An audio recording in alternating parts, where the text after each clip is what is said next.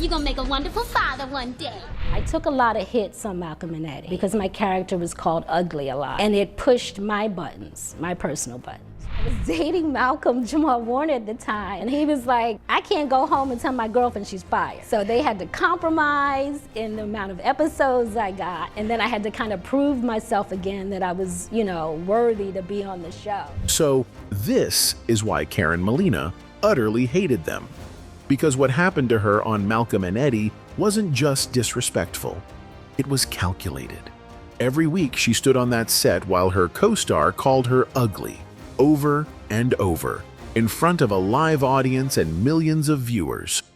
Hit those buttons that I thought I had resolved, and so you show up in your next audition with all that stuff.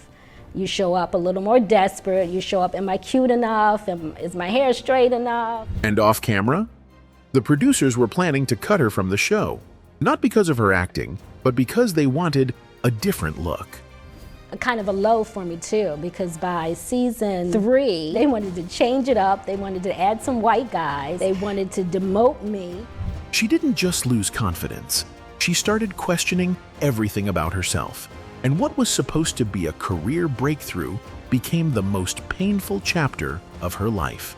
It all started with the jokes, but what happened next pushed her to the edge. Malcolm and Eddie looked like pure comedy gold on your TV screen. But behind those studio lights, Karen Malina White was living through a nightmare that would eventually derail her entire career. Every week, millions of viewers tuned in to watch the dynamic duo of Malcolm and Eddie. But what they didn't see was the psychological warfare happening to the woman playing Nicolette. Eddie Griffin didn't hold back when the cameras were rolling. Week after week, episode after episode, he would brand Karen ugly on national television. And here's the twisted part. This wasn't just scripted comedy. These were personal attacks disguised as character development. Barbs aimed directly at her appearance and her deepest vulnerabilities. The damage was immediate and brutal. Karen started showing up to auditions different, desperate, questioning everything about herself. Was she pretty enough? Was her hair the right texture? Was her body the right size? The confident actress who had won Miss Howard University was slowly being torn down, joke by joke, insult by insult. I took a lot of hits on Malcolm and Eddie because my character was called ugly a lot, and it pushed my buttons, my personal buttons. That little girl with the 4C hair who wasn't, in your next audition with all that stuff. You show up a little more desperate, you show up, am I cute enough, is my hair straight enough? This constant ridicule wasn't happening in a vacuum.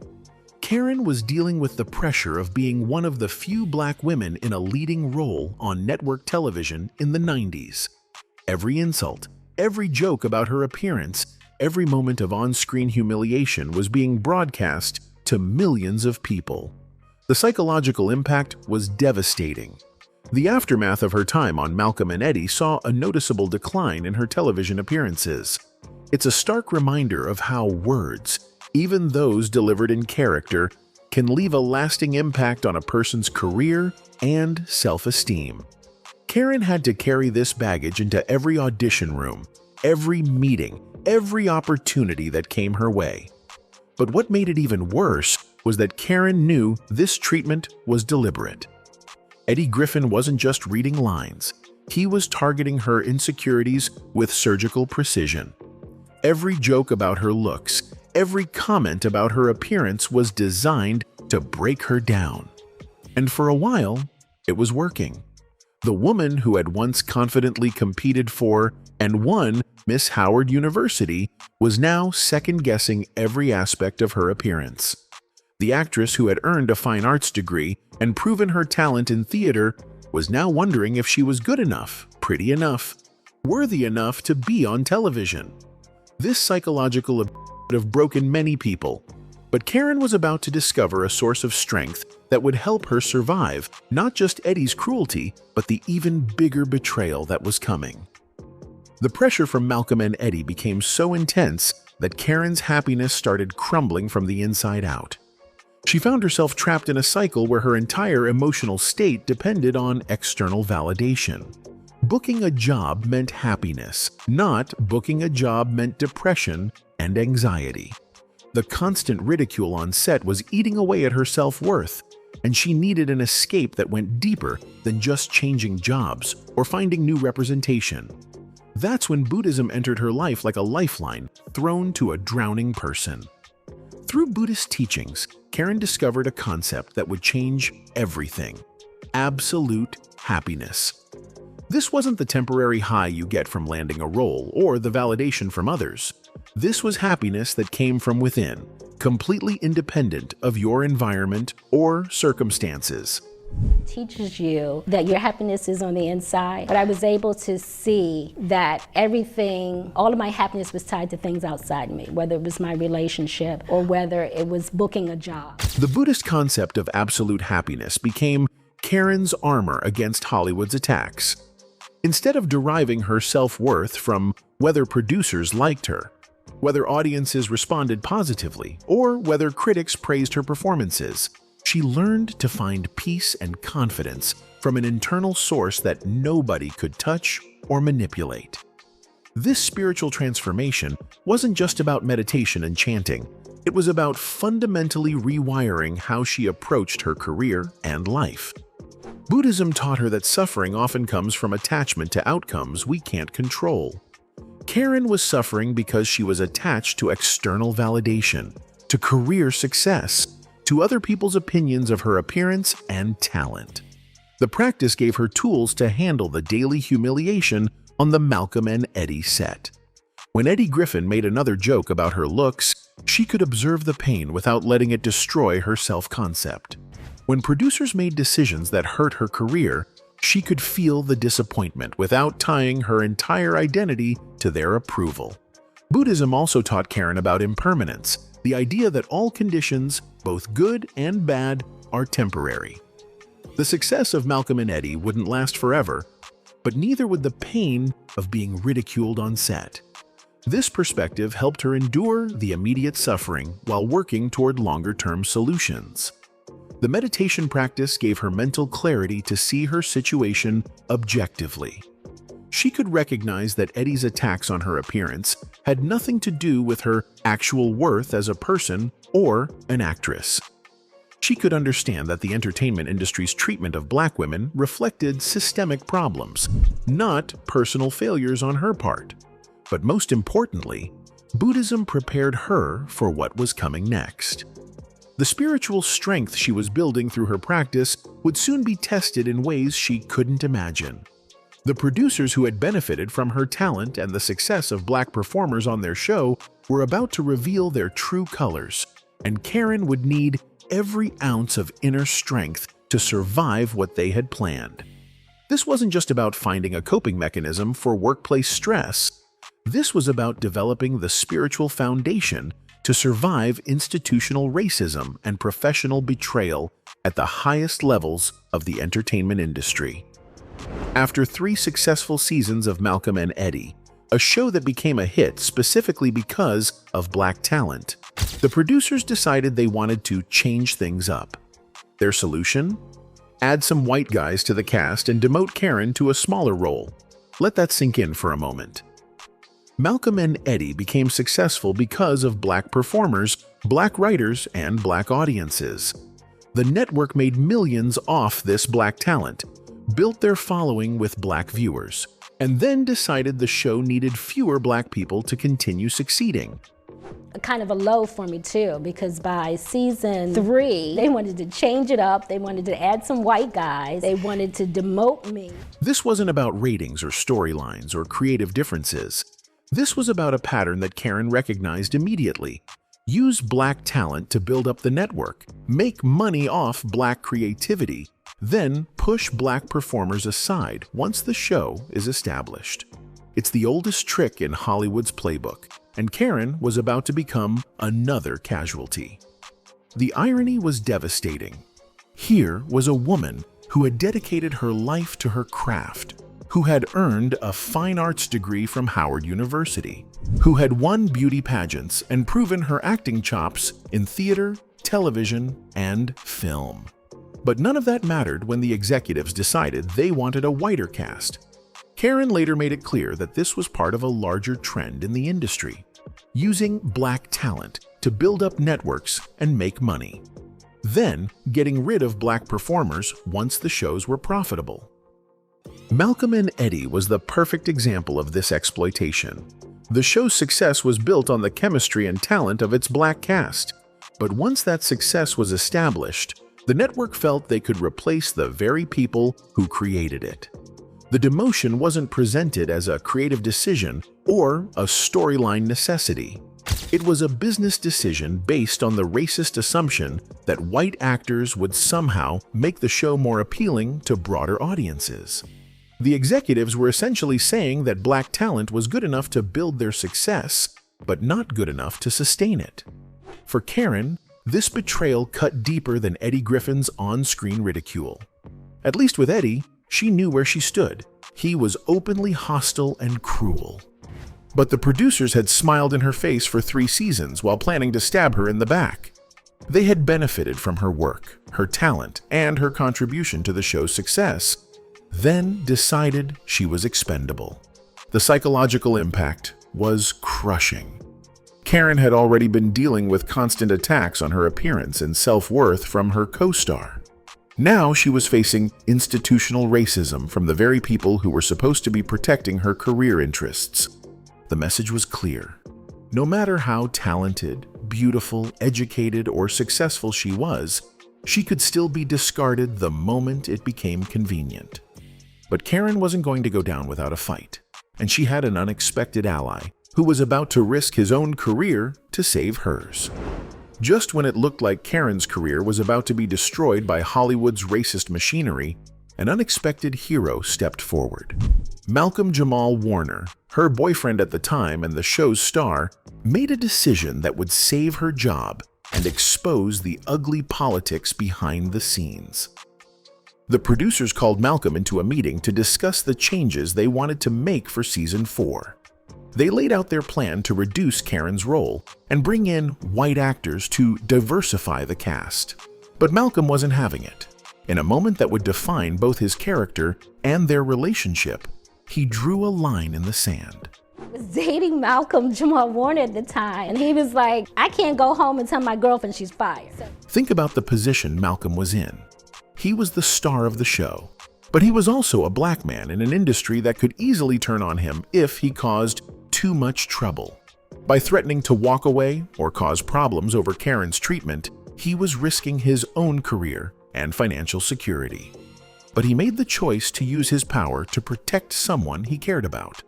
Malcolm's intervention worked, but it came with a price that revealed just how humiliating the entire situation was for Karen. She didn't just get to keep her full role. She had to accept fewer episodes and less prominence on the show she had helped build. Even worse, she had to prove herself all over again, essentially auditioning for her own job while watching white actors get hired without having to prove anything. They had to compromise in the amount of episodes I got, and then I had to kind of prove myself again that I was, worthy to be on the show. The relationship dynamics this created were complex and potentially damaging. Karen now owed her continued employment to her boyfriend's intervention rather than her own merit. Every day on set, she had to live with the knowledge that she was only there because Malcolm had threatened the producers on her behalf. Her talent, her contribution to the show's success, her years of experience, none of that had been enough to secure her position. Dating Malcolm had already been challenging because they were working together and he was constantly attracting attention from other women. Now their professional and personal lives were even more intertwined, with her career literally dependent on his willingness to protect her. The fact that Malcolm had to kiss other actresses as part of his job added another layer of complexity to their relationship. Karen had to watch her boyfriend perform romantic scenes while dealing with her own career insecurities and the knowledge that her job security depended on their personal relationship staying intact. Always had a girlfriend, so women, so that was a little bit, get my feathers ruffled. Is there a rule behind that? Like, hey, can he kiss the Yeah, that's his job. He had to. That was his job. So it was, you got to do your own personal work, but it wasn't the easiest situation, but we made it work. But Malcolm's intervention also revealed something important about power dynamics in Hollywood. The same executives who were ready to discard Karen without a second thought were willing to negotiate when faced with potential consequences from their male star. It showed that talent and contribution weren't the real currencies in Hollywood. Power and leverage were. For 7 years, Karen and Malcolm navigated this complex relationship where love, career, and industry politics all intersected. Many people assumed they were married because of how long they were together and how intertwined their careers had become. But the pressure of having her professional survival tied to their personal relationship may have contributed to its eventual end. Malcolm eventually moved on to other relationships, including one with Regina King that started in 2011. Karen never publicly discussed the reasons for their breakup, maintaining a dignity and privacy that spoke to the spiritual growth she had achieved through her Buddhist practice. While Karen's television career was being derailed by racism and ridicule, few people knew about the depth of her talents and the unexpected path that had led her to Hollywood in the first place. Her story began in Philadelphia, where she was born on July 7, 1965, into a family with 4 siblings and a working single mother, who would be the first to recognize her daughter's unique gifts. Karen's mother noticed that young Karen was different from other children. She would talk to walls and create elaborate fictional characters, essentially putting on one-person shows throughout their house. During summers, Karen would play act school, showing her natural teaching and performance instincts. When her mother learned about the Philadelphia High School for Creative and Performing Arts, she immediately knew it was the perfect place for her daughter's talents to flourish. But here's the twist that nobody saw coming. Karen once seriously considered becoming a nun. She remembers recruiters coming to her school to talk about religious life, specifically the Oblate Sisters of Providence, an all-black order based in Baltimore, Maryland. The idea of dedicating her life to spiritual service appealed to young Karen, and she even spent a weekend in a convent to experience the contemplative life firsthand. Remember, they came to our school recruiting to be nuns. There was an all-black nun called Oblate Sisters of Providence who were in Baltimore, Maryland. So I went for a weekend and stayed in a convent. What changed her mind about religious life? Her first boyfriend. That summer romance redirected her path from the convent to the stage, from sisterhood to show business. Maybe it wasn't divine calling after all, or maybe her calling was always meant to be entertainment. And that teenage romance was just the universe's way of steering her toward her true destiny. Karen's time at Howard University shaped her into the performer and intellectual she would become. Earning a fine arts degree from one of America's most prestigious historically black universities gave her both the technical skills and cultural grounding she would need for her career. Her senior year brought an unexpected honor. She won the title of Miss Howard University, recognition of her poise, intelligence, and representation of the university's values. This beauty pageant victory wasn't just about looks, it was about embodying the excellence and dignity that Howard University represented. The title helped open doors, leading directly to her first major acting role in Lean on Me, which became a classic and established Karen as a serious actress who could handle both dramatic and comedic material. But Karen had talents that went far beyond what audiences saw on screen. She had been learning American Sign Language since she was 15, a passion that seemed unrelated to acting until it became crucial for a role in the Dahmer series, where she played the mother of deaf victim Anthony Hughes. Her years of studying ASL allowed her to bring authentic representation and emotional depth to a role that required both linguistic skill and profound empathy. Karen also found success in voice acting, landing the role of Dejanay Jones in Disney's The Proud Family, Louder and Prouder. This character, described as the girlfriend who can get on your nerves and love you at the same time, showed Karen's range and ability to adapt to different mediums. Voice work represented something important for Karen: pure talent, without the physical judgments that had plagued her television career. Throughout her career, Karen maintained a deep love for theater, understanding that stage work provided training and opportunities that screen acting couldn't match. Even while filming Malcolm and Eddie, she was performing in Crumbs from the Table of Joy, traveling back and forth between Santa Monica and the South Coast to do the play while shooting the TV show. The exhausting schedule was worth it because the $800 weekly theater pay represented artistic integrity and creative fulfillment that television couldn't provide. Years after her Malcolm and Eddie experience, Karen developed a philosophy about failure and persistence that reflects both her Buddhist practice and hard-earned wisdom from navigating Hollywood's challenges. Her approach to career setbacks became almost Zen-like, viewing the entertainment industry's ups and downs as natural forces to be navigated rather than personal attacks to be resented.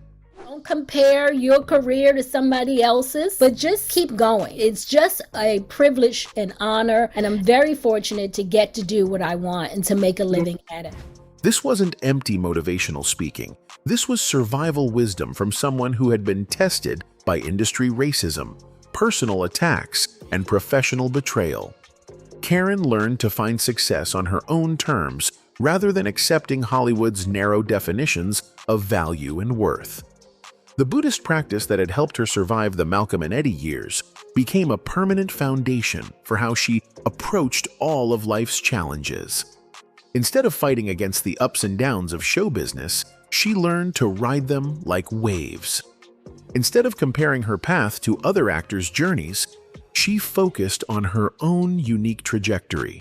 This mental shift was crucial because it allowed her to see setbacks as temporary conditions rather than permanent judgments on her worth or talent. Karen's resilience showed in how she handled the aftermath of her television career decline. Rather than becoming bitter or giving up, she threw herself back into theater work, joining classical theater companies where she could play roles that television would never offer her. She understood that theater separated the men from the boys. It required a level of skill and dedication that many screen actors couldn't match.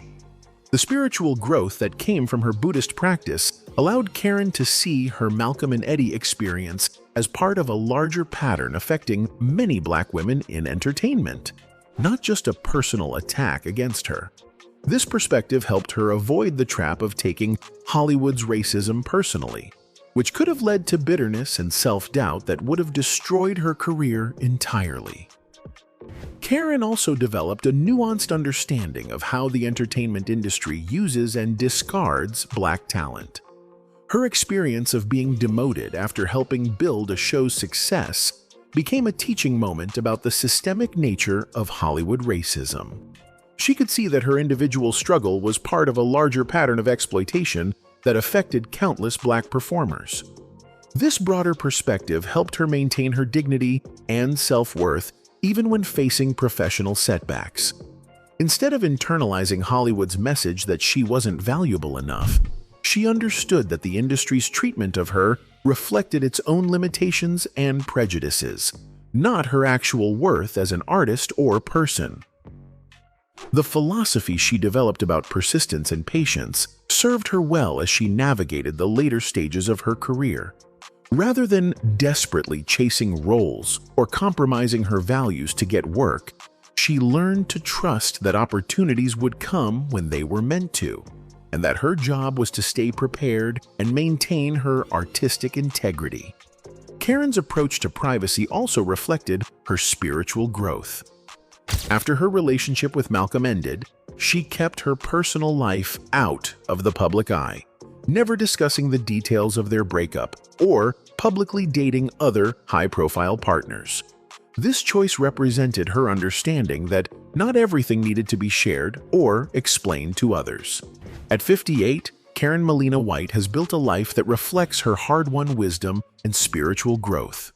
With a net worth of $1 million, she's achieved financial stability while maintaining her artistic integrity. She lives contentedly with her family, having learned to define success on her own terms rather than Hollywood's metrics. But the true measure of her success isn't in the money she's earned or the roles she's played, it's in how she survived and thrived despite an industry that tried to break her. Anyway, that's it for the video, folks. Bye!